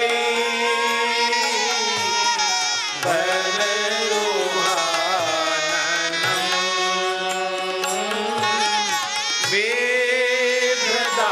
बिभ्रदावतम्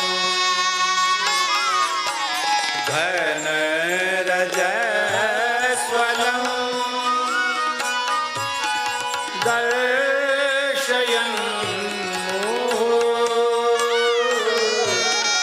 मनसि नः स्मरन्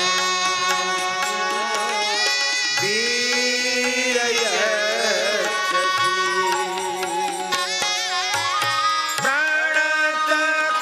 प्रणतकामदं पद्मजार्चितं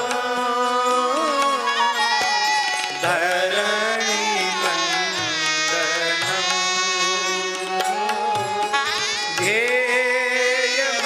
ध्येयमावधि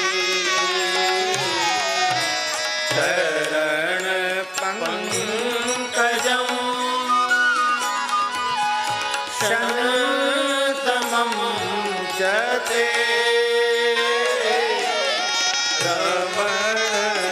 रमणस्तने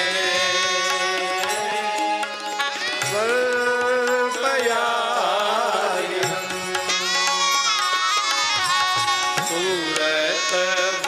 सुरतवर्धनं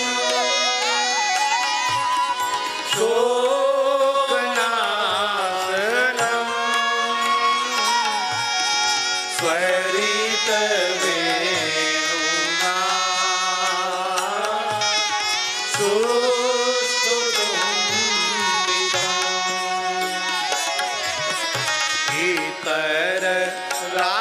इतररागवी मारणं नृणा वितरवीरन ते धरामृतम् अटति यद्भवान्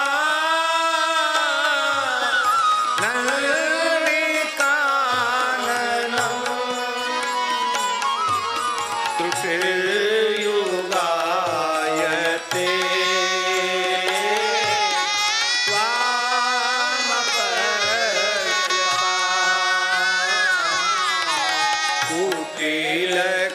कुटिलकुन्तलं श्रीमुखं च ते जगदुदीक्षता पद्मश्रीदृशा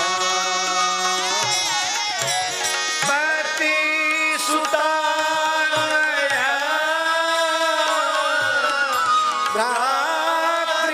भ्रातृबान्धवा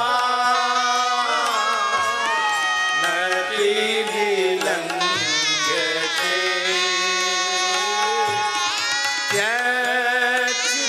त्यच्युतागता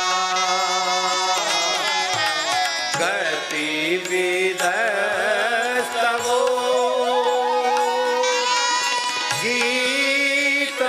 गीतमोहिता केतवयोहिता कस्य देनिषि रहसि संविदं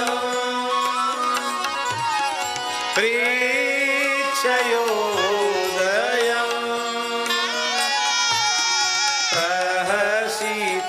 प्रहसिताननं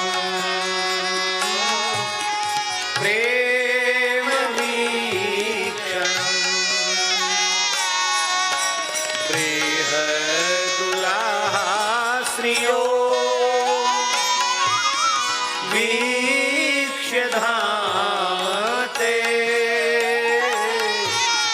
मुहुरति श्रिया मुह्यते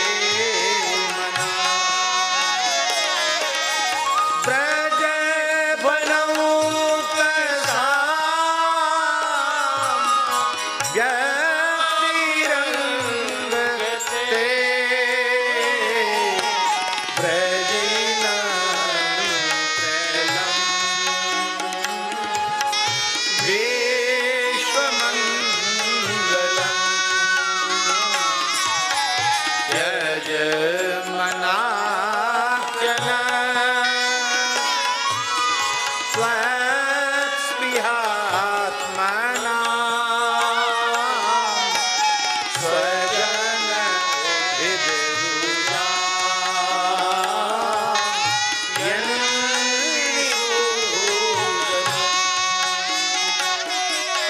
स्वजन हृदरुजा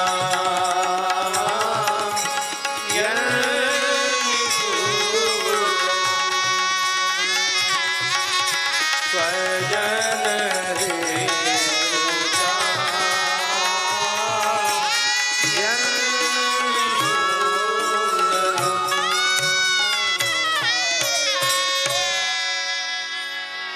यत्ते सुजात चरणाम गुरुहं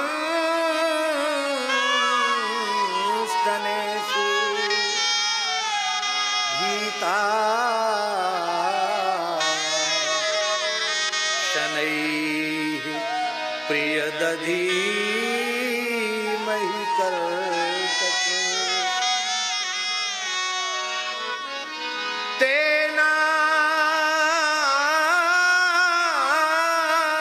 तेनाटवीमटसि तद्व्यथते न किंचित् पूर्वादिभिर्भ्रमति धीर भवदायुषां नः पूर्वादिभिर्भ्रमति धीर भवदायुषां नः पूर्वादिभिर्भ्रमति धीर भवदायुषां नः। क्या बढ़िया बात है, भवदायुषां नः। जब तक हम अपने लिए जीते हैं, शरीर संसार के लिए जीते हैं, तब तक भगवत प्राप्ति संभव नहीं है। जब श्री कृष्ण के लिए जीना स्वीकार कर लेंगे कि हे नाथ, हे मेरे नाथ, हम तो आपके लिए जी रहे हैं, बस ठाकुर के मिलने में फिर विलंब नहीं है। भवदायुषां नः, हम आपके लिए जी रहे हैं। श्री शुक उवाच इति गोप्यः प्रगायन्त्यः प्रलपत्यश्च चित्रधा रुरुदुःस्वरं राजन् कृष्ण दर्शन लालसा तासामाविर्वोच्छौरि स्मयमान मुखाम्बुजः पीताम्बरधर सृगवी साक्षान् मन्मथ मन्मथा। बोलो रास बिहारी भगवान की जय। एक बात परम श्रद्धेय प्रातस्मरणीय पूज्यपाद स्वामी श्री राम सुखदास जी महाराज की स्मरण में आ गई। सामने चितरंजन जी भी बैठे हैं। स्वामी जी कोई कुछ प्रश्न पूछता था तो बड़े प्रसन्न होते थे और कहते थे पूछो। हम भी कई बार जाते तो हमसे भी कहते थे कुछ पूछो, पर हम तो उनके सामने जाते ही हमारी वृत्ति ही मौन हो जाती थी, हम पूछें क्या।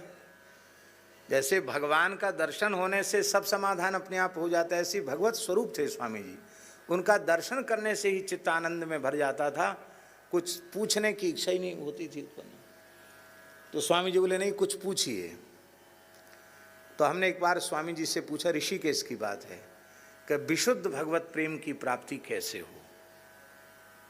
पूज्य स्वामी श्री राम सुखदास जी से दास ने पूछा कि विशुद्ध भगवत प्रेम की प्राप्ति कैसे हो। तो स्वामी जी ने बिना किसी लाग लपेट के, बिना किसी भूमिका के जो कहा उसको हम दोहराने का प्रयास कर रहे हैं। स्वामी जी बोले, हाय बेटा, हाय पोता, हाय धन, हाय पद, हाय प्रतिष्ठा करके रोने वालों के ऊपर करुणा सागर श्री कृष्ण को रत्ती भर दया नहीं आती, रत्ती भर दया नहीं आती। हे नाथ, हे मेरे नाथ, हे मेरे प्राणधन, हे मेरे जीवन धन, मैं आपके बिना जी नहीं सकता हूं, आप ही मुझे प्यारे लगे, ये कह के रोने लग जाओ तो श्री कृष्ण के विशुद्ध प्रेम की प्राप्ति हो जाएगी। विशुद्ध प्रेम की प्राप्ति है रुदन। ये स्वामी जी का समाधान था। पहले तो इस प्रश्न को सुन के बड़े प्रसन्न हुए, बहुत प्रसन्न हुए, एकदम खिल गए। इसके बाद उन्होंने ये उत्तर दिया, रुरुदुः सुस्वरम राजन। दुस्वरम रुरुदुः, दुस्वर में तो सब लोग रोते हैं,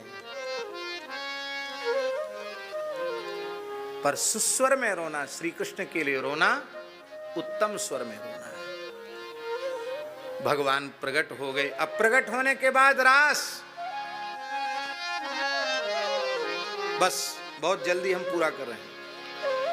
जय जय श्री राधे, जय जय श्री राधे। पादन्यासैर्भुज विधुतिभिः सस्मितैर्भ्रूविलासैर् भज्यन्मध्यैश्चलकुचपटैः कुण्डलैर्गण्डलोलैः शुज्यन्मुख्यः कवररसनाग्रन्थयः कृष्णबद्धो गायन्त्यस्तं तडितैवता वेगचक्रे विरेजु। विक्रीडितं व्रजवधूभिरिदं च विष्णोः श्रद्धान्वितोऽनुशृणुयादथ वर्णयेद्या भक्तिं परां भगवति प्रतिलभ्य कामं हृदरोगमाश्वपहिनोत्यचिरेण धीरः। जय जय श्री राधे, जय जय श्यामा, जय जय श्याम, जय जय श्री वृंदावन धाम। जय जय श्यामा, जय जय श्याम, जय जय श्री वृंदावन। जय जय श्री राधे। हमारे गुरु भाई बैठे हैं यहाँ सामने, गवैया जी, क्या नाम है इनका? है वाह, या मनुना मानवेंद्रेण या पुरी निर्मिता स्वयं। श्री मानवेंद्र रामदास जी हमारे सामने विराजमान हैं। ये पूज्य रामकुंज वाले महाराज जी के कृपा पात्र हैं। हम रामकुंज वाले महाराज जी के प्रति गुरु भाव ही रखते हैं, इसलिए हम इनको अपना गुरु भाई बता रहे हैं। ये बहुत अच्छे संत हैं। कल इतना सुंदर गाया, क्या कहना। एक ठाकुर जी का, श्याम सुंदर का, एक बोले वृंदावन है तो पहले वृंदावन वाला सुनाते हैं, फिर हमने कहा एक अयोध्या जी वाला सुनाओ। बहुत ही अद्भुत आपका कंठ है और कोई जन्मांतरीय संस्कार ही है। बहुत अच्छी। आज तो समय अधिक हो गया और ये गाते तो बहुत अच्छा गाते, पर एक श्री हित महाप्रभु जी का रास का पद कह करके हम वाणी विराम देंगे। और आज इस प्रवचन सत्र की पूर्णता पर पूज्य श्री नहीं कुछ तो कहना पड़ेगा। श्री बाबा के उत्सव में एक दो वचन हाजिरी तो आपको देनी होगी और गुरुजी को सुविधा होगी तो अंत में गुरुजी भले ही एक वाक्य कहें, पर गुरुजी भी अपना आशीर्वाद दे दें, क्योंकि गुरुजी की बहुत कृपा हम सब पर है। गुरुजी पूरे जो चातुर्मास था उसमें भी गुरुजी की पूरी उपस्थिति रही, अष्टयाम में भी पूरी उपस्थिति रही, और आज भी गुरुजी बहुत कृपा करके विराजे हैं। गुरुजी के चरणों में हम प्रणाम करते हैं।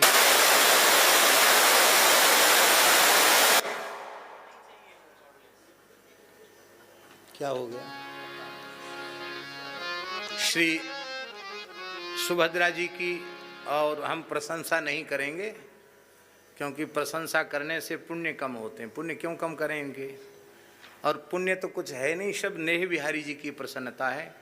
कर्ता कारिता श्री नेह बिहारी जी हैं। अपने मन में कभी भी कर्तापने का भाव आवे ही नहीं। बस ये प्रार्थना बनी रहे कि हे नाथ, आप अंतिम श्वास तक ऐसे ही सेवा का सौभाग्य हमें प्रदान करते रहें। और हम तो एक ही बात कहते हैं, इस उत्सव की सुभद्रा जी के लिए सबसे बड़ी बधाई यही होगी। हम बाबा से बधाई की याचना करते हैं, राधा वल्लभ लाल जी से बधाई की याचना अपने लिए और सबके लिए तो करते ही, विशेष रूप में सुभद्रा जी के लिए करते हैं कि श्री धाम वृंदावन की रज इन्हें प्राप्त हो।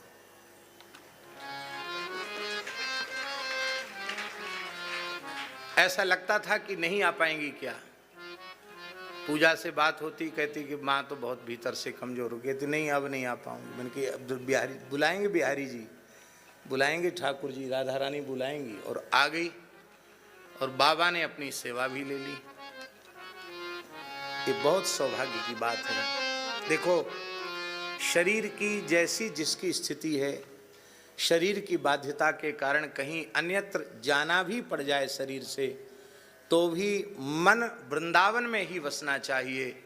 हमारो वृंदावन और माया काल जहाँ नहीं व्यापे, जहाँ रसिक सिरमौर, छूट जात सद असद वासना, मन की दौरा दौर, भगवत रसिक बतायो, श्री गुरु अमल अलौकिक ठोर।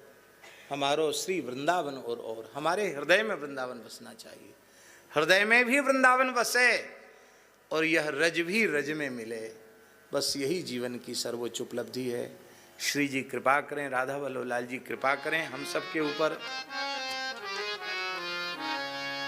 आज गोपाल रास रस खेलत, पुलिन कलप तरु तीर रिसजनी। आज गोपाल रास रस खेलत। ये जो मंडप है ना, ये तो रास बिहारी का ही मंडप है, ये रास बिहारी का मंडप है। रास बिहारी जी ने उद्घाटन किया और यमुना जी का पुलिन भी है, ठाकुर जी रास कर रहे हैं। आज गोपाल रास रस खेलत, पुलिन कल्पतरु तीर रिसजनी।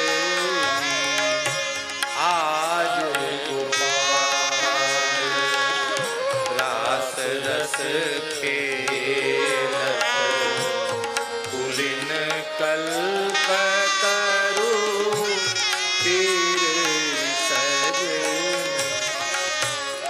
शरद विमल नभ चंद्र विराजत,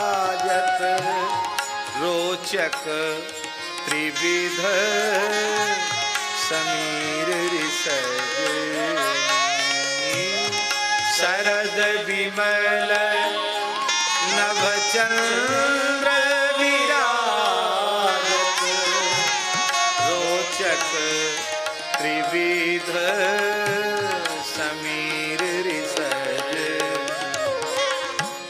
आज गोपाल रास रस खेलत, पुलिन कल्प तरु तीर रिसजनी।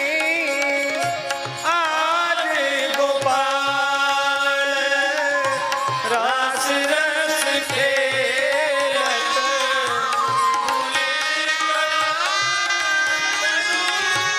तीर रिसजनी। आज गोपाल रास रस खेलत, पुलिन कल्पतरु तीर रिसजनी। आज गोपाल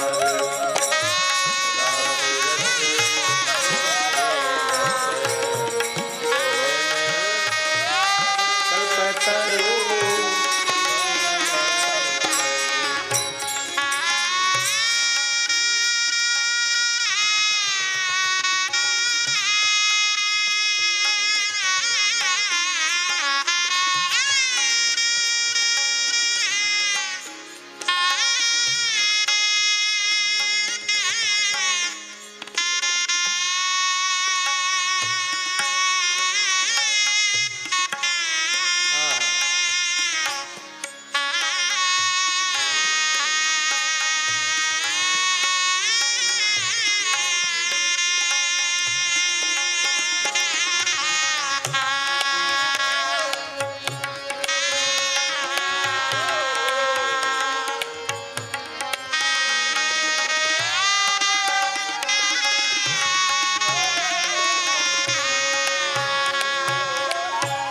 चंपक बकुल मालती मुकलित मत मुदित पिक कीरी सजनी।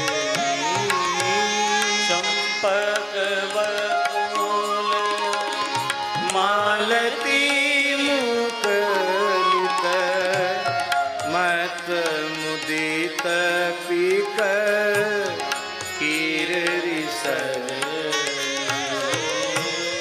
देसी सुधंग राग रंगनी को ब्रज युवती न की धीर री सजनी। देसी सुधंग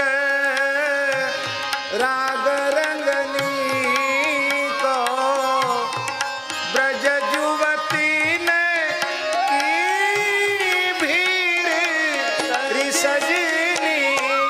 आज गोपाल रास रस खेलत पुलिन कल्प तरु तीर री सजनी। आज गोपाल रास रस खेलत पुलिन कल्प तरु तीर सजनी। मघवा मुदित निशान बजायो व्रत छाड़्यो मुनि धीर री सजनी। मघवा मुदित निशान बजायो व्रत छाड़्यो मुनि धीर री सजनी। जय श्री हित हरिवंश मगन मन श्यामा हरत मदन घन पीर री सजनी। जय श्री हित हरिवंश मगन मन श्यामा हरत मदन घन पीर री सजनी।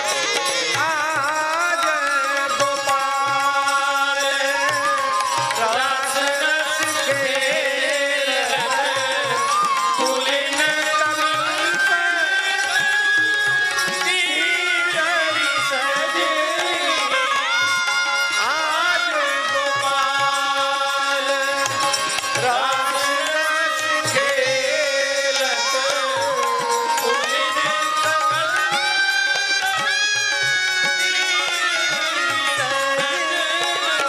जय जय श्यामा जय जय श्याम जय जय श्री वृंदावन धाम।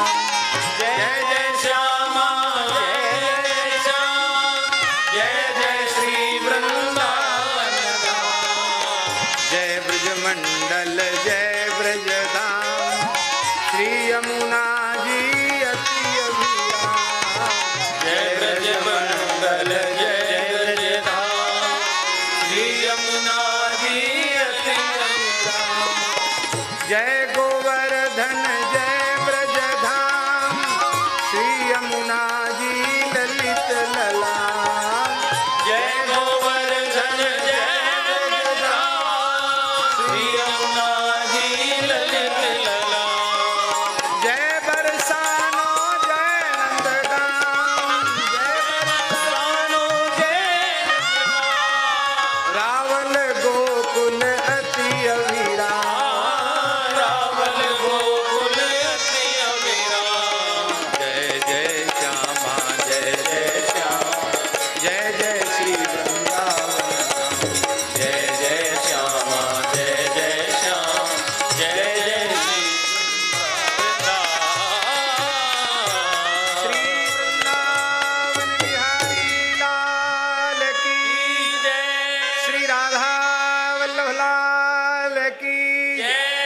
महाप्रभु श्री हित हरिवंश चंद्रजू महाराज की जय। श्री हित सेवक जू महाराज की श्री हित ध्रुवदास जी महाराज की जय। चाचा श्री वृंदावन दास जी महाराज की जय। लेही श्री नागरी दास जी महाराज की जय।